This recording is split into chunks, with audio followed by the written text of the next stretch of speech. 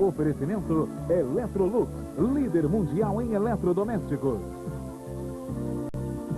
Cerveja Antártica, paixão nacional no GP de Mônaco. Do tamanho de um bairro de Rio de Janeiro ou São Paulo, suas ruas são uma sequência de belos prédios, caros apartamentos e ruas estreitas. O Grande Prêmio de Mônaco de Fórmula 1 é disputado desde os anos 20 e sempre esteve no calendário da Fórmula 1 desde que o Mundial foi criado em 1950.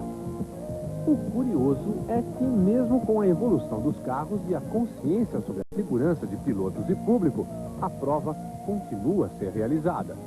Se você pegasse o circuito de Mônaco, tirasse todo o adorno dele, chegasse na FIA e falasse: eu tenho esse circuito com essa condição de segurança e quero realizar uma corrida de Fórmula 1, todos iriam rir. Porém, se você colocar em torno dele todos os cassinos, o Castelo do Príncipe e tudo mais, isso ganha uma conotação diferente e se torna o Grande Prêmio de Mônaco. Ele é a anti-Fórmula 1, principalmente depois que o Ayrton morreu.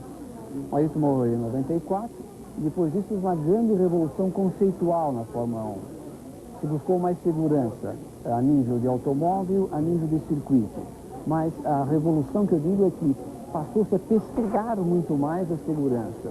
Qualquer medida era fruto de uma pesquisa e ser um atleta para trabalhar como jornalista lá. Porque a box não há. Existe uma área de estacionamento, que você pode dizer assim, que fica na reta sagrada.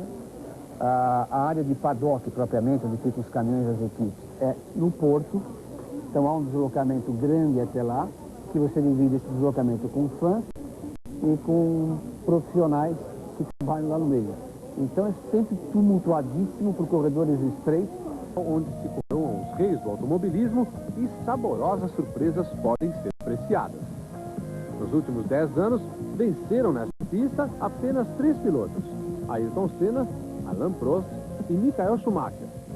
Olivier Panis, o francês, foi surpresa em 96. Surpresas também para quem circula pelas ruas do Principado nos dias do Grande Prêmio e para quem vai para lá pela primeira vez. É o único grande prêmio que a entrega de prêmio... Já para abreviar, da família real, todos querem ao menos alguns momentos de contato. Gran Rio, nos anos 60, se tornou o Mr. Mônaco, vencendo 5 vezes a prova. Apenas um outro piloto dividiu mais vezes este momento de glória com os príncipes: o brasileiro Ayrton Senna. Ali, naquelas ruas estreitas, Senna mostrava porque alguns o chamavam de mágico. Venceu 6 vezes a prova. As 2 últimas, depois de bater os favoritos. Em 92, contra Mansell, que o perseguiu na volta final com a fúria típica do leão. Em 93, outro show para cima do favorito Alain Prost, que se queimou logo na largada. Senna foi a contradição à tese de que os brasileiros não se davam bem naquela pista. E por falar em se dar bem, não podemos esquecer que Mônaco é também um paraíso fiscal, onde os pilotos fixam residência para fugir dos impostos, e também é sede dos cassinos mais famosos da Europa. Mas, pelo que se sabe, é pouco provável que alguém fique rico apostando neles. Tudo isso que cerca Mônaco, O lugar, a pista de Indianápolis. Pouco antes das 11 horas da manhã do último domingo de maio. Mais de 300 mil pessoas aguardam o início daquele que é considerado o maior acontecimento esportivo do mundo, as 500 milhas de Indianápolis, a corrida mais famosa dos Estados Unidos e o maior prêmio do mundo automobilístico. A confusão já está terminando. Os preparativos e os arranjos foram realizados durante todo o mês de maio. Agora, os 33 carros mais rápidos dos treinos classificatórios tomam seus lugares no grid de largada. Eles agora vão encarar 500 milhas num oval de alta velocidade. As velocidades são surpreendentes. Os carros mais velozes passam dos 360 km por hora. A pista oval de 2,5 milhas é a melhor expressão da importância que os Estados Unidos dão ao automobilismo. Jim Clark descreveu o circuito como as 800 curvas à esquerda, mas na verdade as corridas norte-americanas seguiram uma tradição diferente, um mundo à parte dos circuitos elitistas dos grandes prêmios europeus. As corridas norte-americanas desenvolveram-se nas estradas poeirentas das pequenas cidades dos Estados Unidos e ainda são realizadas ali. Ainda há provas realizadas em feiras estaduais, usando pistas ovais normalmente usadas em corridas de cavalos.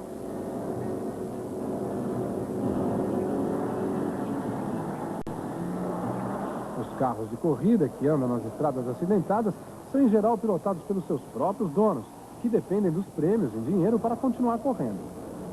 No início do automobilismo, era nessas corridas que o piloto conquistava fama.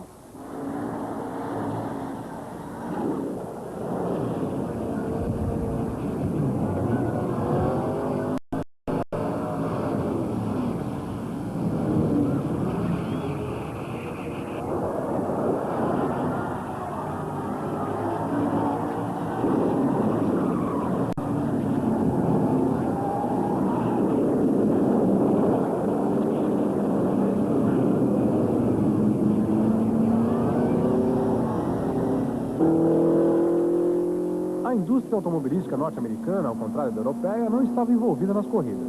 Satisfazer a demanda dos pilotos norte-americanos ficava a cargo dos fabricantes especializados nesse tipo de carro. O melhor projetista da época, o fabricante desse carro revolucionário, foi Harry Miller. Filho de um imigrante alemão, ele era um projetista intuitivo, nunca estudou para ser um projetista. Na sua fábrica em Los Angeles surgiu uma série de carros de corrida bem-sucedidos, como este Miller 122. Em 17 temporadas, desde 1921, os carros de Miller venceram 87 vezes. Com a ajuda do desenhista Leo Gusen e do mecânico Fred Offenhauser, seus projetos determinaram durante anos a linha dos carros norte-americanos de corrida. Durante um curto período na década de 20, os Estados Unidos dedicaram-se a um novo tipo de corrida, bem adequado aos macios e poderosos Miller, as pistas revestidas. Eram ovais, tinham inclinação lateral e eram inteiramente construídas de pranchas de madeira. Uma pista comum de 1 milha e 1/4 requeria mais de 330 km de madeira. Seu atrativo era a velocidade.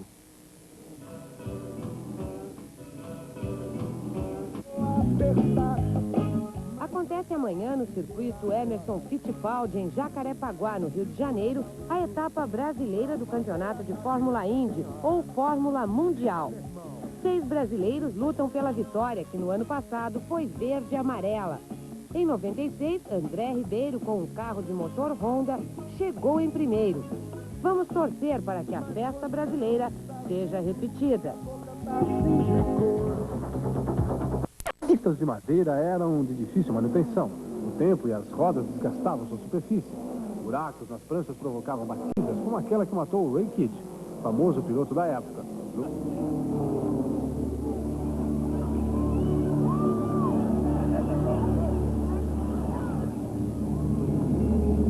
Durante a Grande Depressão, as pistas de madeira acabaram. Não havia mais dinheiro para manter as pistas e, uma a uma, elas foram fechando.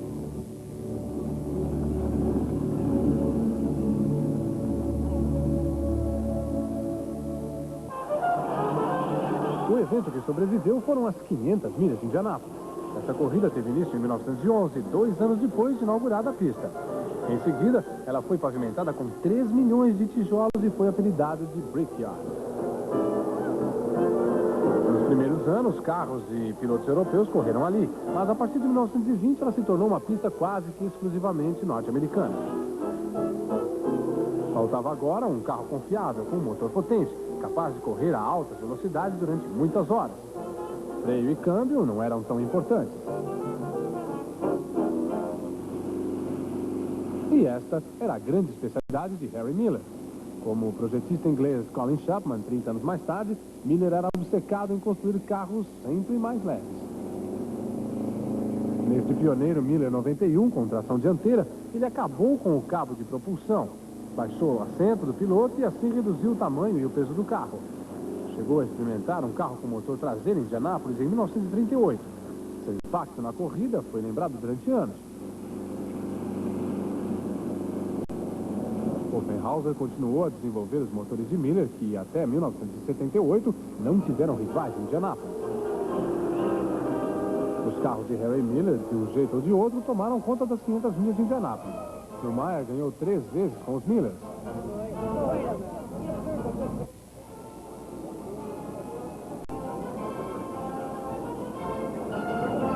A corrida anual de Indianápolis era sempre marcada por comemorações e exibicionismo. A passou por épocas boas e ruins, mas durante os anos 30 não apareceu nenhum fabricante de carros que pudesse ser comparado ao talento inventivo de Miller.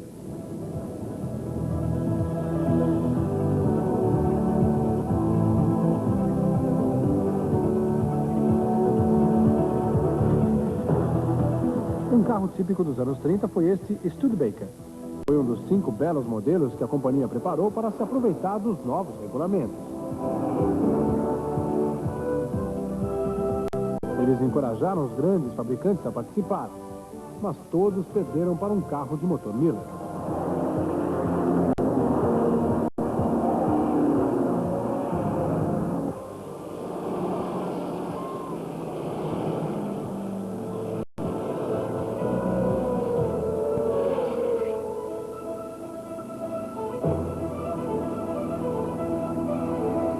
Em maio de 1992, a bruxa estava solta nos treinos para as 500 milhas de Indianápolis.